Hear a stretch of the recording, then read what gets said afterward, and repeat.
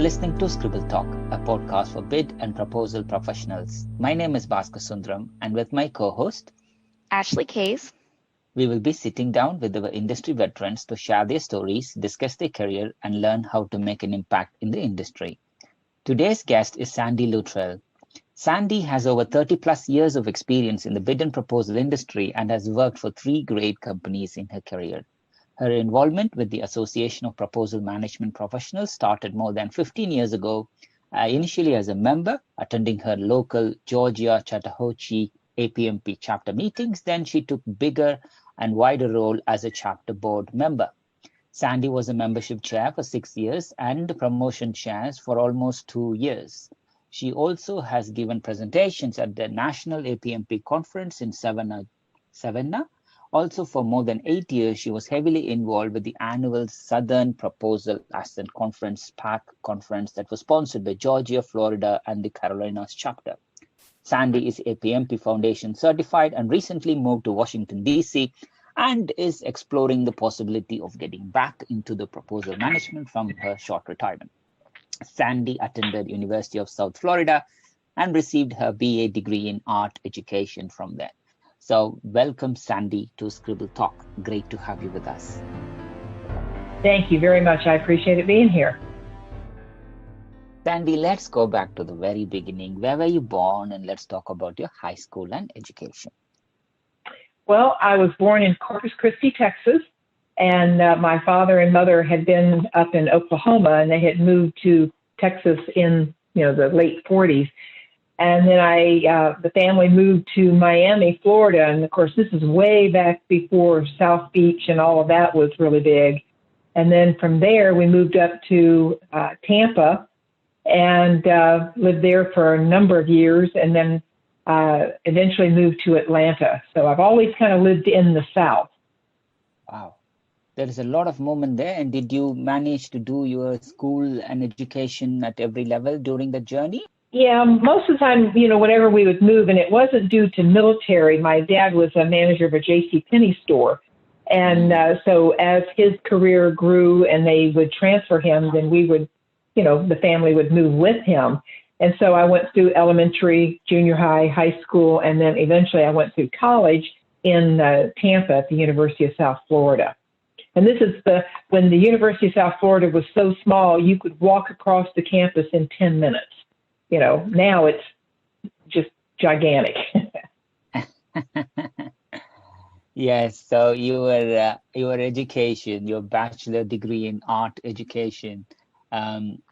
What did you study over there? Do you have any fond memories of your university?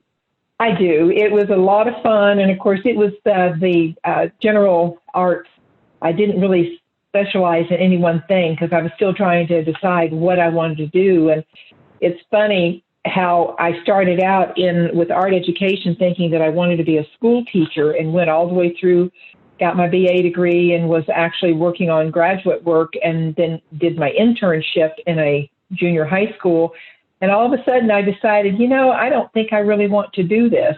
So I did a real change and went into the designing of clothing for a junior sportswear house. And I guess that kind of stems from my dad having been in the retail business. It was just something that I kind of knew. So this is a long time before computers, really. And I studied in college and got my degree in art education, but brought that over into clothing designing. And then later on, I branched over into working with computers at a little bit later point in my life. Wow. So for the clothing designing, was the first job that you took after university, Sandy, or did you had any other little stints in between?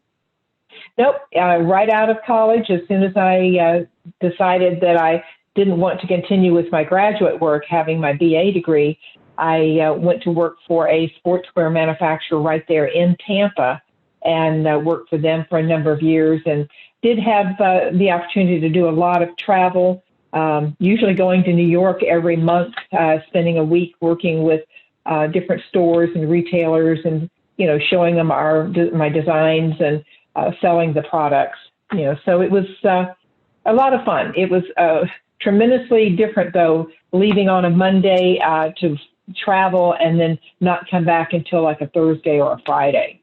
So I'm kind of glad I got all that traveling out of my system before I got older, had my family, and then eventually got into the proposal management world, because then it was not traveling quite as much. Wow. So clothes designing, that's a fascinating topic, and that's the first time we are listening to somebody saying clothes designing. How was clothes designing in the 1980s? Well, it was fun. It was exciting. I mean, there was so much going on with, and of course, I'm not going to say my real age here, but back in the 60s and 70s, you know, it was flamboyant. It was wild. It was colorful. It was, you know, during the Vietnam War. And so you were trying to design to the likes and dislikes of the folks of that era. And it was a lot of fun. It was, you know, different and exciting. And of course, being a 24-year-old, everything seemed to be exciting at that moment. And when the computers was launched, was there a change in the way you did the designing? Well, it really, at that time, it was all hand sketching. I really wasn't involved with computers until about, you know, 10 years later when, you know, I had started my family. My husband and I had moved up to Atlanta from Tampa and started a family. And after the kids were older, one of my neighbors in the subdivision worked for a company and they needed a data processor. And of course, I had never really worked with computers that much. So they said, well, let's do some OJT. Let's train you on the job. And they did. They brought me in and I was in the data processing and, you know, started working with computers and with technical writers. So I brought in my graphic knowledge and expertise when we were creating images that needed to go into the technical documents that we were working on at the time. So I feel like I used my graphics and my art background to enhance what they were asking me to learn. Wow. And after 5+ years with clothes designing, was it? When did you move to bid and proposal management? Well, it probably wasn't until about 1997 that I started working, as I say, with the company that my neighbor was working at as a technical writer, and that was at Unisys. So 1997 was probably the first year that I actually started going into an office and working with the team. From 1997 till date, like that's like 25, 30 years. Sandy, a lot have changed. Well, yeah, a lot's changed. And of course, each company has their own way of doing things and their own processes, their own equipment. And I worked with Unisys for, well, until 1988. And, you know, that was the time when, you know, we were doing all of our own data processing, and then we would actually do our own production of the final proposals, that we didn't have the luxury of using a FedEx Kinko or, you know, FedEx Office, or even, you know, taking it to a small printer. You did it yourself and got it out to your customer. Brilliant. And over these years, do you have any memorable proposal efforts that comes to your mind for various reasons? Well, as you mentioned in the intro, I've worked for 3 really great companies, and I was with Unisys for 8 years, and then I went to HP, where I was there for 16 years.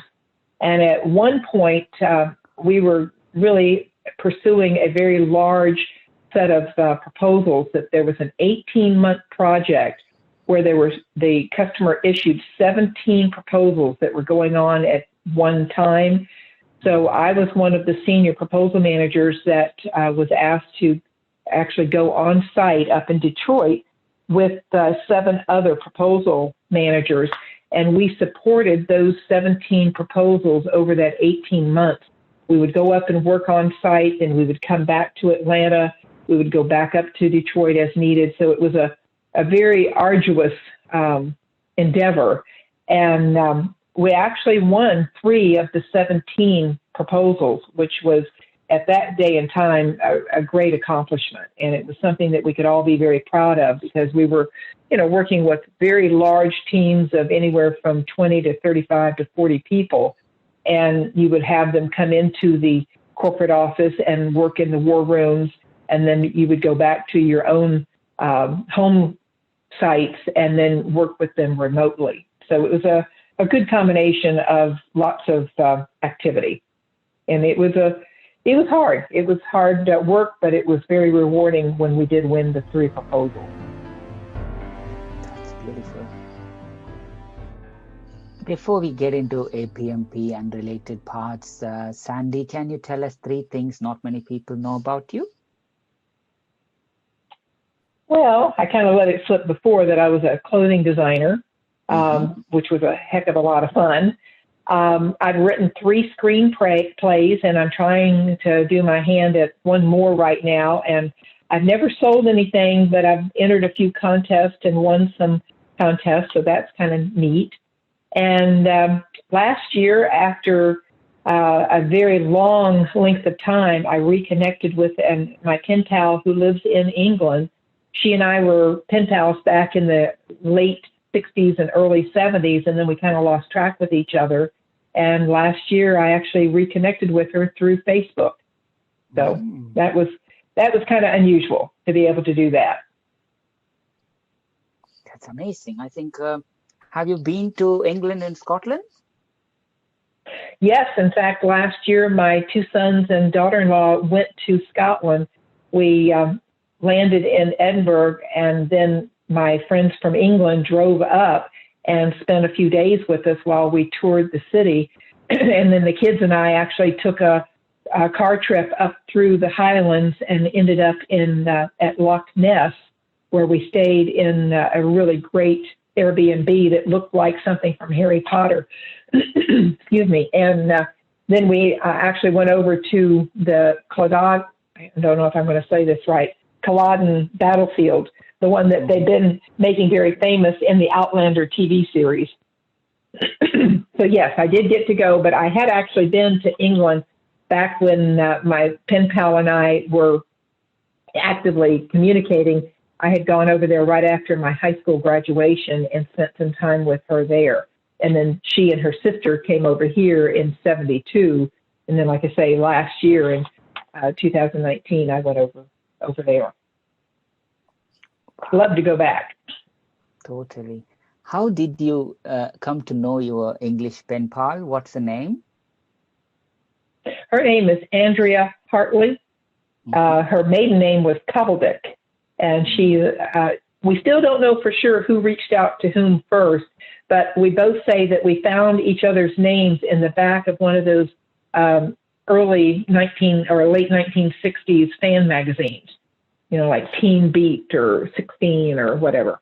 So we think that's how we found each other. That's amazing, Sandy. That sort of culture of pen pals and other things has completely gone in these recent years, but I'm really blessed to hear that you are in touch with your friend, and it's been going for like 50 years. I wish you both even more long-standing friendship. Thank you. Amazing. Well, I'm hoping that they'll actually make it over here next year if the restrictions of travel get lifted. They're really hoping that they can come. That's brilliant. Yes, totally. At what point did you hear about APMP as an organization, Sandy? Oh, I think it really was after I got my position with HP, with Hewlett-Packard, that we were working with a lot of project managers. The proposal team worked with these folks that were actually out at the customer site, and they were with the Project Management Institute Association. And I thought, that's great for what they're doing, but I needed something for me to help me grow in my profession.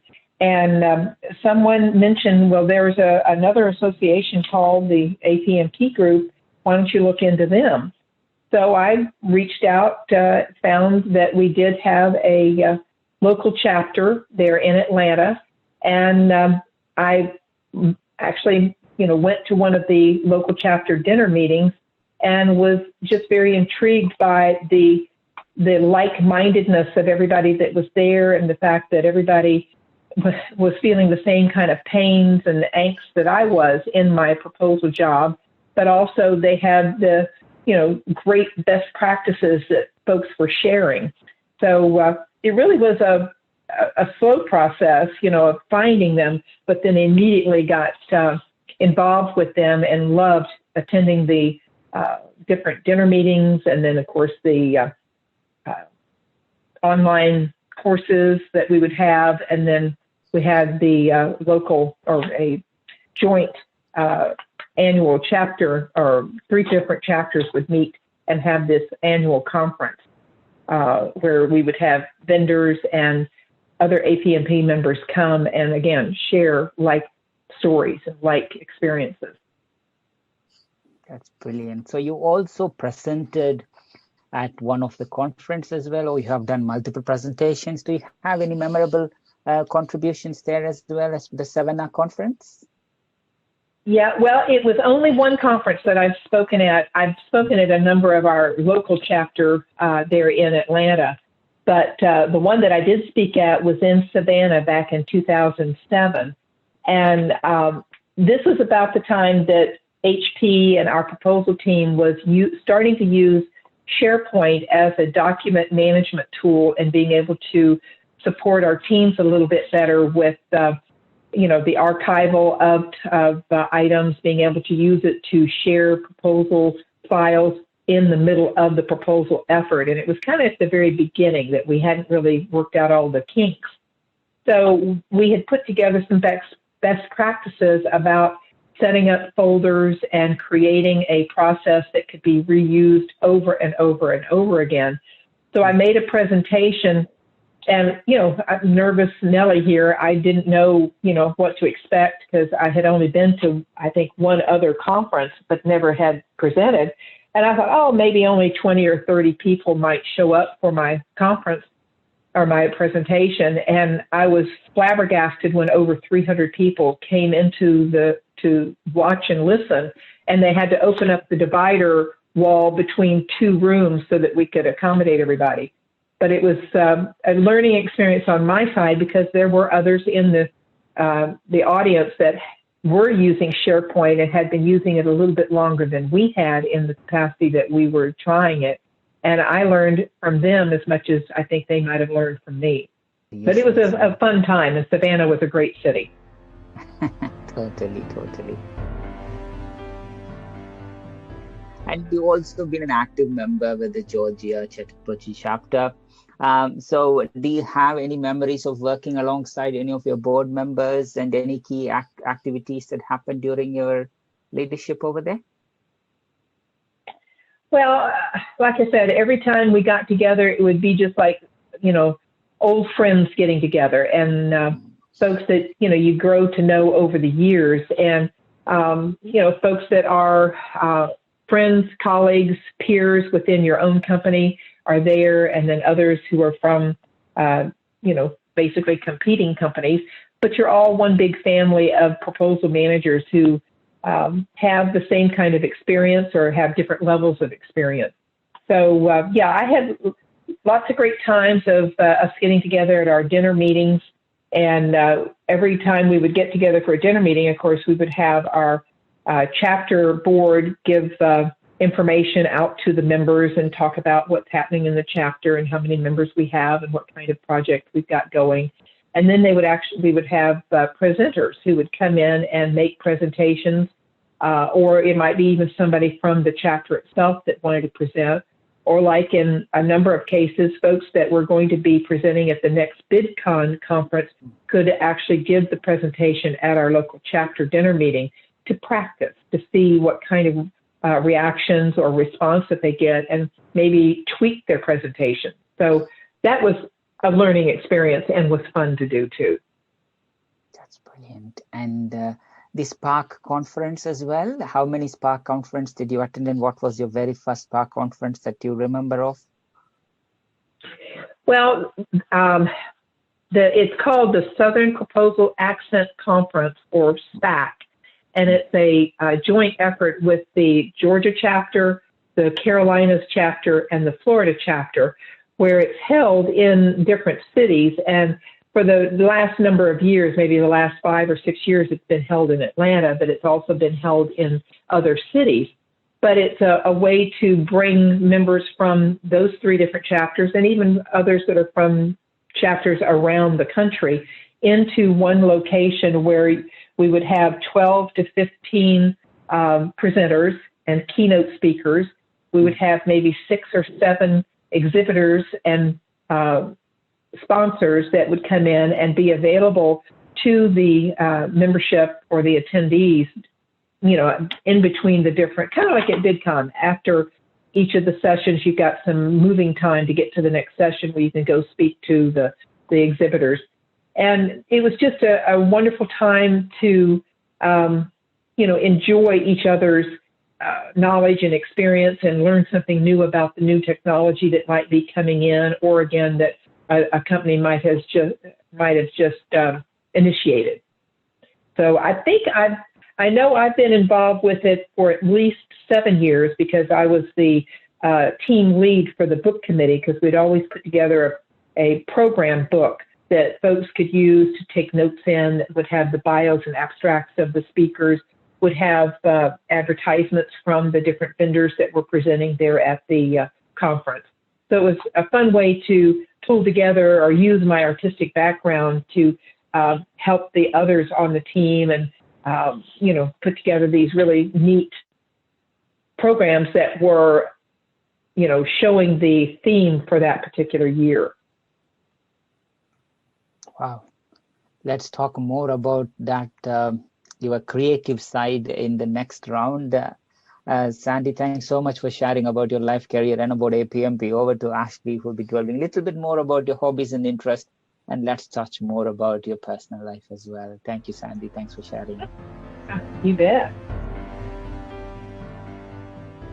Oh my goodness, Sandy. So you had such an interesting kind of start to your career, and you know, you studied the arts in college. So I understand you enjoy painting and drawing and decorating. Can you tell us a little bit about your hobbies and, you know, kind of how they drive what you're doing with your life right now?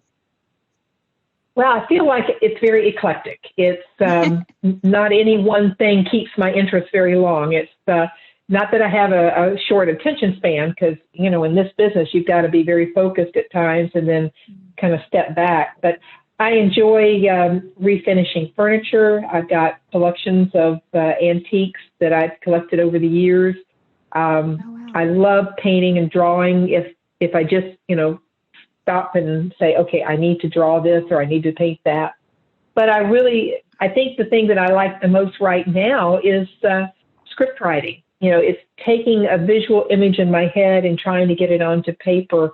And someday I might even like to branch into trying or attempting to do a children's book, and taking my graphics and putting it into some of these imagery. And of course, I love travel. As I said, I went to Scotland last year with my family. I would love to go to Ireland. That's something that I thoroughly enjoy. And I enjoy my puppy dog, because we go on lots of walks now that we're in a new city. Oh my goodness. What kind of puppy dog do you have? They tell me I got him at a shelter, and they're not real sure, but they think he's a border terrier. So he kind of looks like a blonde, bingy dog, you know, with all the fur around the face and kind of short-legged. So he's a lot of company and has been really great adapting to this move that he and I made from Atlanta to Washington about 3 months ago. Oh, wow. He sounds super sweet. He is. He's a doll. So your screenplays, have you seen them acted out, or is that something you hope to see eventually? Because sometimes seeing someone else's interpretation of what you had in your head can be very interesting. Well, I haven't had them acted out. Like I said, I have sent them in, and I've won a couple contests on the first 2. I'm working on this third one that's more what I envision as a animated / real people type of visual, you know, look and feel, you know, kind of like the Avengers or something. But I don't have it visually available or have someone act it out, but I sure love it on the computer system where I can punch in, a speech voice and it will talk it to me. It will say it for me. And if I hear it in the vocal on the computer, it's like, oh yeah, that doesn't quite sound right. Let me tweak that a little bit. Let me change that a little bit. So it's kind of a way to listen to it. Oh, yeah, very cool. So we'll delve a little bit now into kind of our random rapid fire questions round. So don't think too hard about the answers. No right or wrong. Just supposed to be fun and lighthearted. Okay. All right.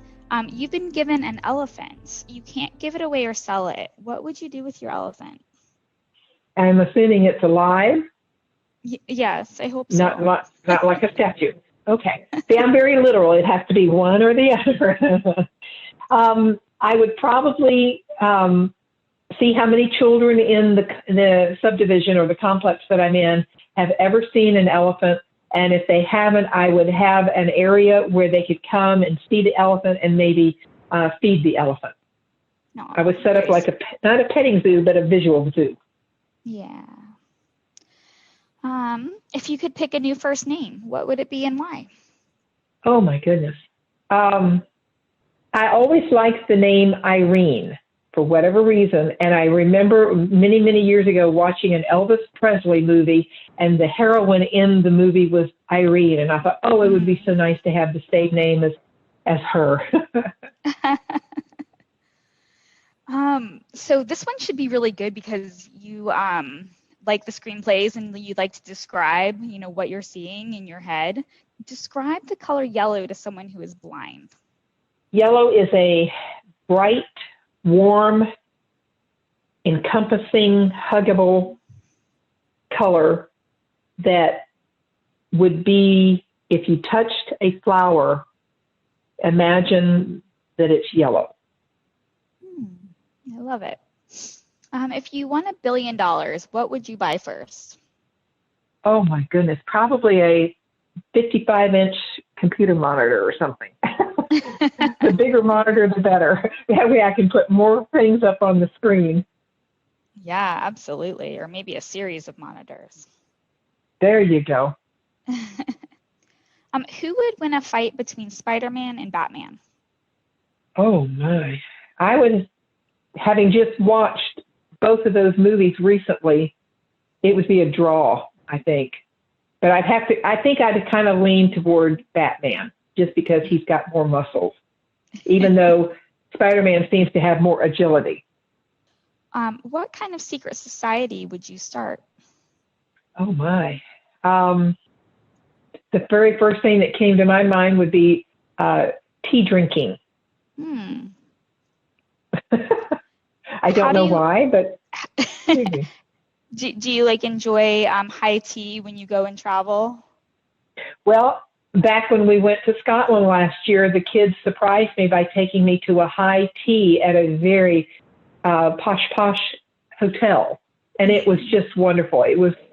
And luckily we didn't have to dress up with the gloves and the hats and everything, but it really was fun. Oh yeah, all those delicious tea cakes and sandwiches. Oh, it was way too much, and then thankfully they gave us a little to-go box that we could take everything with us that we couldn't partake of right then and there. That's so nice, very sweet. Do you have a nickname that your close friends call you? Well, my real name is Sandra, and most everybody calls me Sandy as the nickname that I picked up. But I knew I was in trouble if my mother called me by my first and middle name. I was in deep trouble. Yeah, so I always use Sandy as my nickname. Yeah, absolutely. What's one trait that you like the most about yourself? I am very punctual, extremely punctual to, almost to an extreme. I'm usually early. I need to borrow that trait from you. Well, I was Um, definitely always the first on conference calls. If I wasn't the host, I was still the first one to get on the conference call. oh my goodness. Yeah, we need more like you, Sandy. If you could be any sports star, who would you be? Um, I can't think of a female swimmer, but I guess Michael Phelps, because I always Mm, thought swimming, as effortless, with as little effort as it seemed like it took for him to swim hmm. those laps, it was just beautiful to watch. And I Oh loved yeah. swimming because living in Florida and having a pool when I was a kid, I was in the water all the time. Oh my goodness. Well, do you miss, now that you're in DC, do you think you're going to miss being so close to the water? Well, of course, it's been a long time since I lived in Florida, Hmm. basically since 1965, I think it was. Oh wow. Um, yeah, it's been a long time. Living in Atlanta, it's pretty landlocked. But Mm, no, I think up here will just be new challenges, new things to look at, new things to go see. I've been to DC a number of times because I have a son and daughter-in-law who live here in the city. mm, And but to live here, it's a different experience. And being able to go to a lot more of the when the pandemic ends, to a lot more of the outdoor activities and to the museums and to the plays and other things that are available, I think will be just wonderful. And of course, going into the fall and winter may be a little bit restrictive, but I'm looking forward to new adventures and new challenges. oh, absolutely. I can imagine. Do you know which museum you're going to go to first once, the pandemic settles down? Oh, one of the Smithsonian's. I Mm, really don't care which one. Just yeah. I'll start in one and just go to the next, go to the next, go to the next. Yeah, that's the way to do it. Those are such amazing museums, and you need to give yourself the day, right? Spend as much time as you need to kind of go through everything. Definitely, definitely. I mean, watching them or looking at them online is great, but to Hmm. be able to stand there and to feel the atmosphere around you and to smell like going into the museums that have the beautiful paintings, to be able to Hmm. smell that oil, that's on the canvas, Right. that would be what I'd want to do first, I guess. Absolutely. What is the funniest movie you've ever seen? Oh my goodness, there are so many, but the one that comes to my mind was The Young Frankenstein. Oh, yeah. That's I guess, the very first one with Gene Yeah. Wilder. Love it. So if you were stranded on a desert island, what three items would you take with you? Oh my. Um, some kind of power source, a Mm, generator. okay. Yeah. And if it's an island that's got food, I'd want some way to prepare it. So I'd want matches, if I can burn things. Hmm. And you said things, not people. You can take And I people. guess okay. Well, it'd be too hard to choose just one person or all three or whatever. But I think my last thing would be my Bible. No. Yeah. Very nice. Talked about your amazing career that you had and your involvement in APMP and all the things that you've accomplished. Who are the people who've been most influential in your life and your career?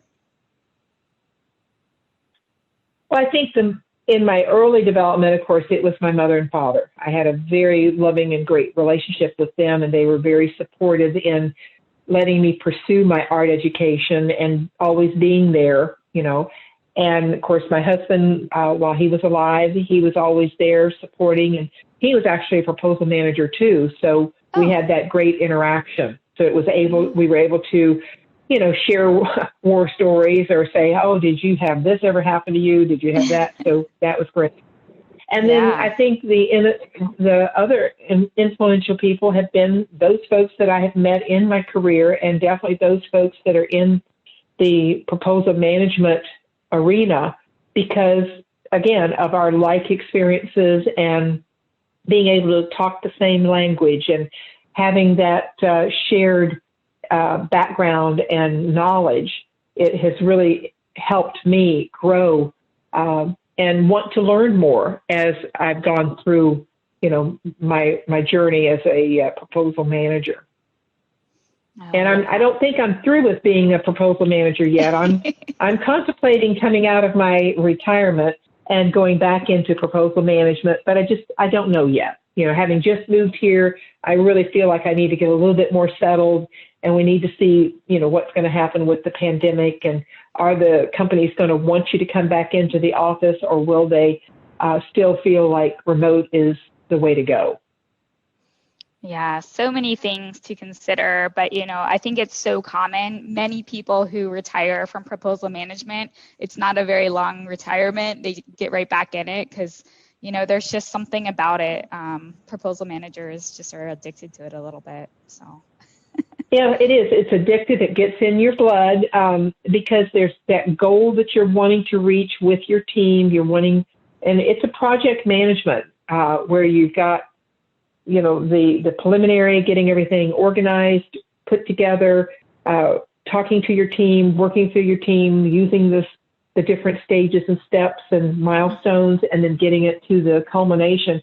It's a great feeling of accomplishment, and I hate to lose that, but I might find other ways to satisfy that need for goals and accomplishment. And maybe the screenwriting is the next step for me. If not, proposal management, here I come.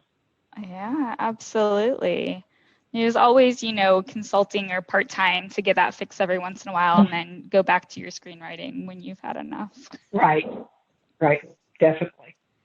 So we kind of touched upon, the pandemic and how it's impacting us right now. What have you observed lately that reminded you that people are good? Well,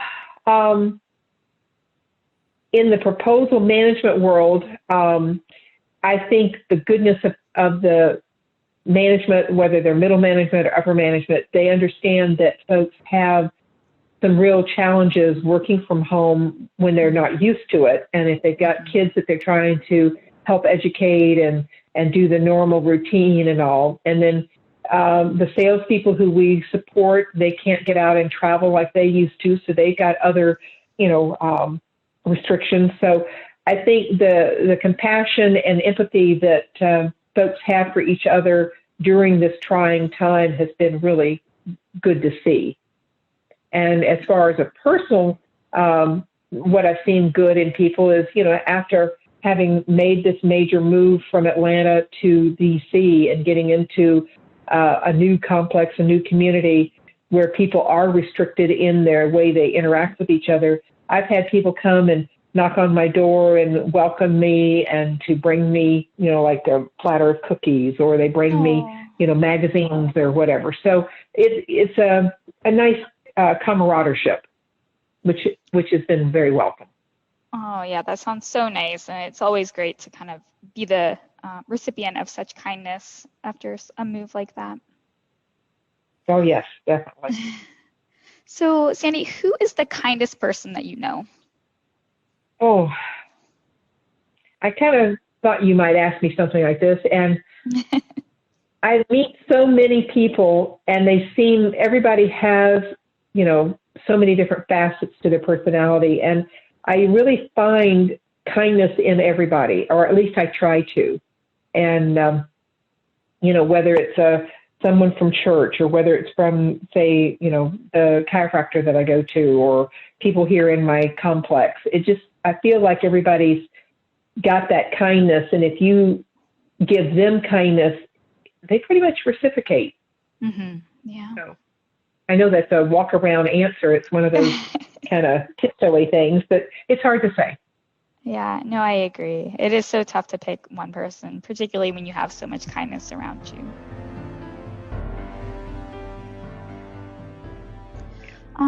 So what is the biggest lesson that life has taught you? Life in general, I think, is don't set good expectations and high expectations, but don't set them so far ahead of yourself or so high that you can't achieve them, because there's so many factors and so many things that can get you or your plans off trail, and then you feel like you've been a failure when you really haven't. You've just you have to rearrange your expectations and recalibrate. Yeah, no, it's definitely, great advice for, people listening. Goals are great, but they're goals, right? And if you're striving for them, that's really what matters. Right. Keep the effort up, but, if things don't work, don't feel like it's a total failure, just feel like it's a learning opportunity. Yeah, absolutely. Can't learn without failing. That's so right. what is one thing you wish you had known when you began your career? Wow. I think the thing that I wished I had known is I am going to make mistakes. I am going to fail at times, and that, it's not a bad thing. Learning from those mistakes can be, very positive. And I think if I had known that it might take longer than I expected to learn some of those things, I would have been a little bit more informed, maybe. Yeah, absolutely. That's great advice and great perspective. So in a similar vein, what is the best piece of advice that you received and who gave it to you? Well, I think probably going way back, probably the best advice I got from my dad, who was a World War II glider pilot. He said, never give up. Always keep striving, because, you never know what's around the next corner. Such amazing advice. So you've had an amazing career. You've had the luxury to retire. Maybe you'll come back to proposals. What advice would you give to someone wanting to pursue a successful career similar to yours? Well, if they're very specifically wanting to get into the proposal management, I would say, definitely continue with your education even after you've gotten out of college and gotten your first or second or third job. Keep pursuing more knowledge. Make sure that you keep that avenue open to yourself. Don't get stagnant in learning new processes, new procedures, new ways of thinking things outside of the box, inside the box, whatever. Just don't become complacent. Because if you do, then I think it stops being fun and challenging. Absolutely. And then you're just not as good anymore, right? You get stagnant. You have to continue to learn and grow and evolve and keep up with changes in the industry and the times and everything. Right. Yeah, because if you don't, you kind of get left behind. And there's always new things that are coming into the environment, and new processes or new challenges that you've got to be prepared for, or to be able to adapt and adjust and take charge of. Yeah, absolutely. Such great advice. So Sandy, what's next for you? We know you moved up to Washington, D.C., maybe to be closer to your son. What are you looking forward to in the future? Well, I'm really looking forward to this new adventure up here, whether it's maybe going and again pursuing proposal management. Maybe once the pandemic is over, I would love to go volunteer at some of these museums. Mm-hmm. I'd like to get back into my hospital volunteer work that I had done while I was in Atlanta. So, I'm just keeping it wide open. I think that's the only way to do it right now, is to be flexible and be ready for what comes. So amazing, Sandy. Is there anything that we didn't touch on today that you want to cover before we end the podcast today? Well, I think the only thing I would like to say to, the folks that are listening is that proposal management is just a great career to be in and one to grow in. And the challenges can be exciting. They can be very frustrating at times, but all in all, it's a great profession to be in, and one that I have thoroughly enjoyed for the last 30 plus years. Yeah, I think so many of our listeners would agree wholeheartedly. We want to thank you so much for your time today. It's really been a privilege to have you here with us at Scribble Talk. We wish you all the good health and happiness. Please do continue to inspire everyone around you. Stay safe, stay healthy, stay sane. Thank you very much. To our listeners, thank you so much for tuning in. Please visit batchyscribble.com/podcast to listen to this episode and check out any of our other previously recorded episodes. If you've enjoyed today's interview, don't forget to subscribe, review, and share the Scribble Talk podcast. We hope you'll check out our next episode where we interview another industry expert and special guest. Until then, it's Ashley Kays, Pastor Sundram, signing off.